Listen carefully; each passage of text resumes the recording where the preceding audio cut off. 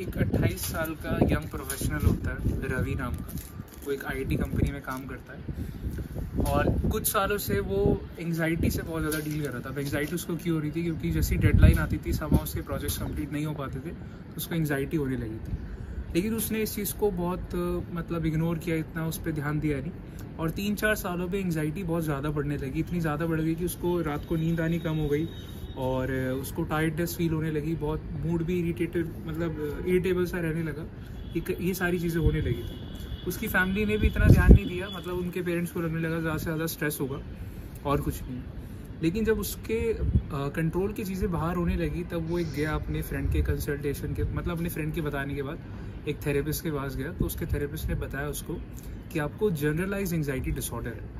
अब generalise anxiety disorder एक तरीके का मेंटल डिसऑर्डर है जिसमें एक इंसान को परसिस्टेंटली एंग्जाइटी होती है, छोटी छोटी चीज़ों में भी एंग्जाइटी होने लगती है। तो ये स्टोरी बताने का पर्पस ये था कि आज की जो हमारी 21st सेंचुरी है और जिस सेटिंग में हम काम करते हैं, जिस सेटिंग में रहते हैं, यहाँ पे एंग्जाइटी होना और एंग्जाइटी जैसे और कई सारे इश्यूज होना बहुत नॉर्मल हो गया।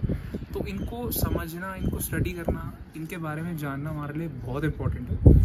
इसीलिए मेरा पर्पस इस वीडियो को बनाने का ये है कि मैं धीरे धीरे करके मेंटल डिसऑर्डर्स को डिस्कस करूँ। मैं अपना इंट्रोडक्शन दे देता हूँ। मैं हिमांशु, दिल्ली में ही रहता हूँ और मैंने अपनी बैचलर्स साइकोलॉजी ऑनर्स में करी DU से और उसके बाद से मैं कंटेंट क्रिएशन कर रहा हूँ।